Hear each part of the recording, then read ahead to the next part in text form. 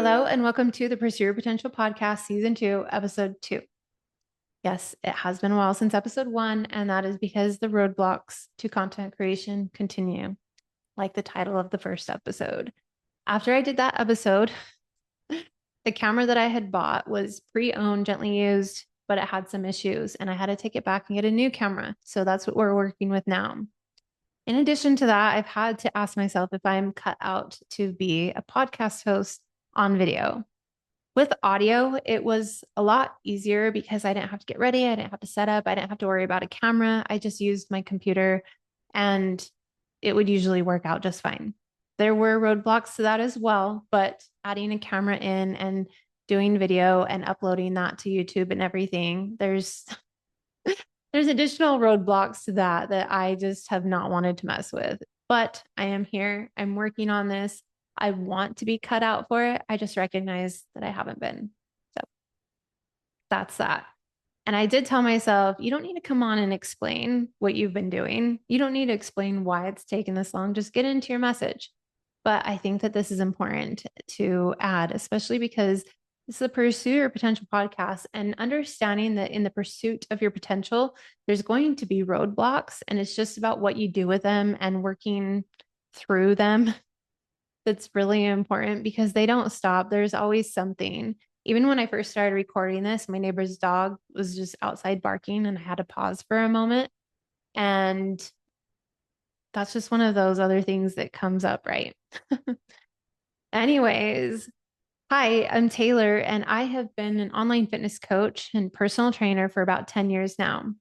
In addition to this, I've had and started several other businesses that are coming together in a really cool way right now. And I want to talk about it because this is just really cool. And I might say really cool multiple times. So if you get annoyed of that, I am sorry. That's the vibe that I'm feeling right now is life is really cool right now. And the way that things are coming together right now are really, really cool.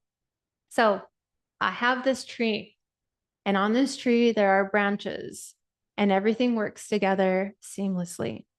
That tree is the tree of fitness, and those branches are different avenues of fitness that I'm getting into and helping other people with, helping them pursue their potential in these other areas because of this foundation of what it's rooted in, fitness. Okay.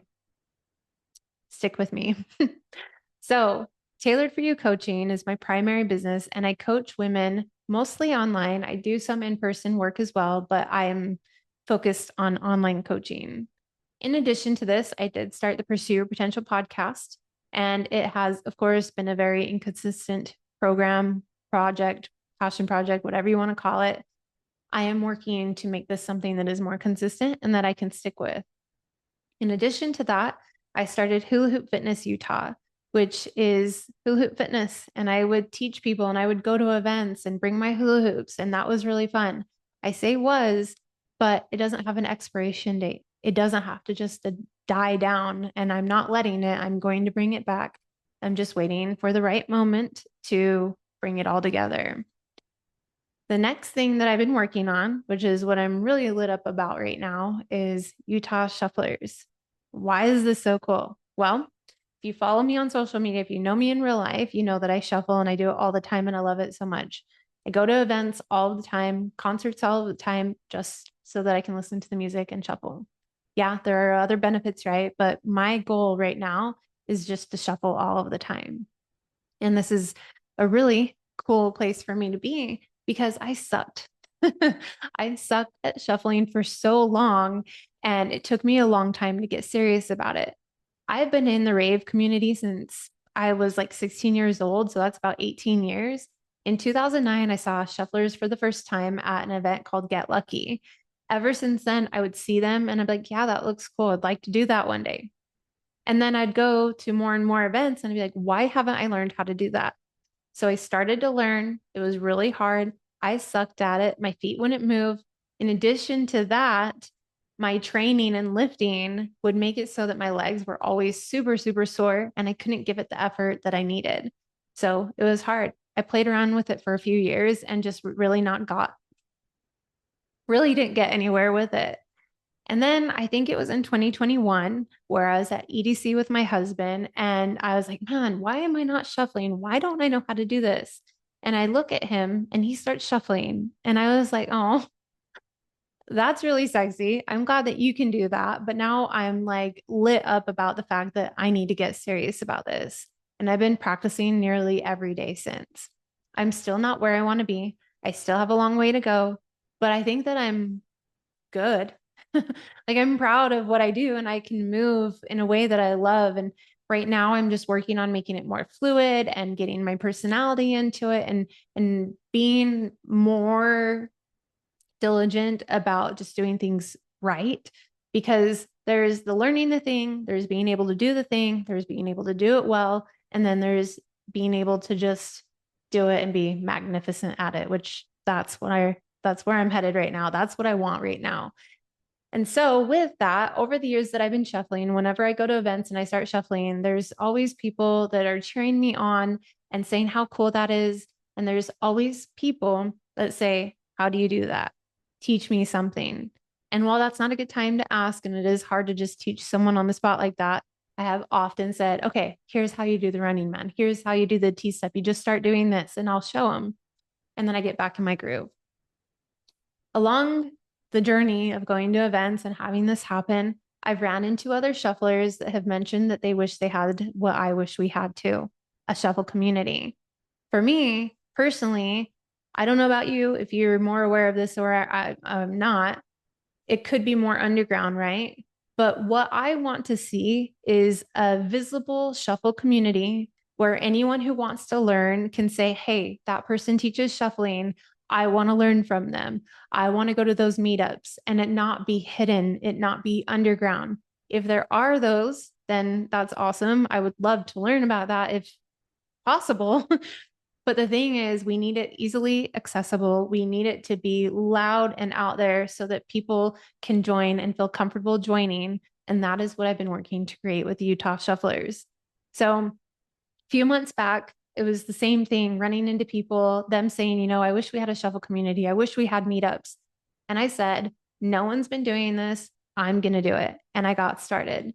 Back in 2023, I think it was, I started an Instagram page for Utah Shufflers, kind of sort of talked about it, kind of sort of did something with it. And then end of 2024, I was like, we're getting real, we're doing something. And I started talking to more people about getting together and meetups. And in 2025, we've had about 6 or 7 meetups since, and it's been really amazing and super fun. I look forward to it every time. There's a lot of amazing people. Everyone's been so cool. The vibes have been awesome. People are helpful, and it's been really cool. And so today I actually announced that I was starting classes because I want to teach. One, because it's needed. I don't know of any teachers here in Utah that teach people how to shuffle and that have classes. I know because I looked when I wanted to learn. And one of the things that has held me back so much in my shuffle journey is that I haven't had people to shuffle with and I haven't had anyone to learn from. I watch videos and yes, those are helpful, but for me, it has not been enough. So I wanted to create that for other people. I saw the need for people wanting to learn how to shuffle and they had the same thing that I had. They'd see me shuffle and say, I wish I could do that, or I want to do that. And now I'm like, learn, learn because you won't regret it. It is so amazing. We'll sit there and say for days, months, weeks, or years that we want to learn how to do something, and then we don't take advantage of the opportunity to do that. And I feel like having people here in Utah that are getting together, people that are willing to teach, will help bring that out more. There are a lot of different communities. I know in Denver, California, Nevada, Washington, Florida, there are communities out there of people that are out teaching and doing really cool stuff with their shuffle journey. And I just have not seen that here in Utah. So again, there might be underground meetups, there might be underground classes. I don't know. And what I'm saying by that is it's more private and not promoted. People don't know about it unless you know someone that's doing it, right? But in my opinion, I wanted to create something that was visible, easily accessible for anyone in Utah that wanted to learn how to do it. And the other benefit to this is one of the things that I've talked about before is I don't remember what year it is. I can't think of the year right off the top of my head, but Vanessa Secco, she's one of the most famous shufflers in the world, and she's a teacher, does all these kind of cool things. She was doing a shuffling tour. Salt Lake City was on her tour list, but it got canceled. And if I remember correctly, it was because there wasn't enough interest for her to come here. And I was extremely bummed about that because I was like, yeah, she's coming. I finally get to shuffle with people. I get to meet other shufflers here in Utah and not just like running into random people at events. I get to be with people that want to shuffle and want to shuffle together. So that didn't work out. And one of my theories with this is if we get Utah shufflers going enough, we will attract some of those out of state shufflers that will be willing to hopefully host workshops with us. Okay. That is one of the goals that I do have for Utah shufflers. So meetups, community events, classes, private lessons, bringing out of state shufflers. I think that this is going to be really cool. And I'm looking forward to where all of this is going. Again, I have this whole fitness business and it's branching out into different things that I'm really excited about. Utah Shufflers is what I'm super hyped about right now. Of course, I'm still feeling all those feels about coaching. I still love that and I'm still active in that. But this is just, it's adding another layer that I said, but, and so now that makes sense that that first thing that I said probably wasn't right because people say that you shouldn't say this and then but and then this. It just came out. They're both equally important to me. Okay. So, where I'm going with this now is that I want to talk to you about doing the best that you can with what you have while you can, but also setting the standard a little bit higher so that you can pursue your potential at a greater level. So, yeah, I've been shuffling. It's been cool. I've been good at it. I want to get better and better. And I do think that teaching is going to help me get better, of course. And that's what I'm focusing on right now is just really leveling up my skills, leveling up my ability to teach, and really provide a great service that way. If you have something on your heart that you want to do, you need to go out and do it. And like what I said in episode 1 is if you want to do something, the best thing that you can do is just that next best step. What's the next best thing that I can do? And then you'll be after it, right? In addition to this, I don't know what your beliefs are as far as God, higher power, universe, source, whatever that might be. For me, it is God. And for me, that pull has been God telling me, you need to get after this. You need to start doing this, make this happen, get out of your own way. And I feel this prompting on just such a consistent basis of things that I am supposed to be doing. And every time I take those steps, I feel myself becoming more of myself. I feel that I'm on the path to pursuing my potential and achieving whatever mission is meant for me. So if you have that tug, if you have that prompting telling you to do something, please go do it. And please don't waste any more time because time is going to go by regardless. But I know that there's this part of you that's like, I wish I was doing that. I wish I could do that. Maybe not the things that I'm doing. That's not what I'm saying. But whatever tug you're feeling, whatever prompting you're hearing in your head of that thing that's interesting to you, that you could see yourself doing, that you do see in your head, that's me doing that one day. Don't waste any more time because, like I said, time is going to pass and you're going to wish you had started sooner. That's how I feel about all of this. I'm in a really good place right now. It feels like I'm where I'm meant to be when I'm meant to be it. I wasn't meant to do this 2 or 3 years ago. I wasn't ready. But all the skills that I've been developing over the last 10 years and however long I've been doing whatever I've been doing has all come to this. And it's really, really cool. So that's what I wanted to leave you with. So that's what I wanted to leave you with today is I wanted to share what I've been working on, share these different areas. No, I haven't niched down on one little thing like just coaching women online. I'm working on several different things that are coming together really cool. And it feels like I'm at the right time right now.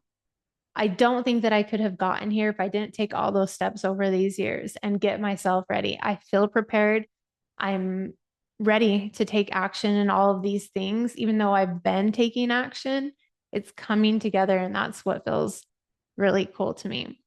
Thank you so much for tuning in today. I am so excited to be back. Hopefully, I can get consistent with this. I can't make any promises because this is, like I said, it's really, really hard. But I'm grateful that you're here. Thank you for listening. I'll talk to you again soon.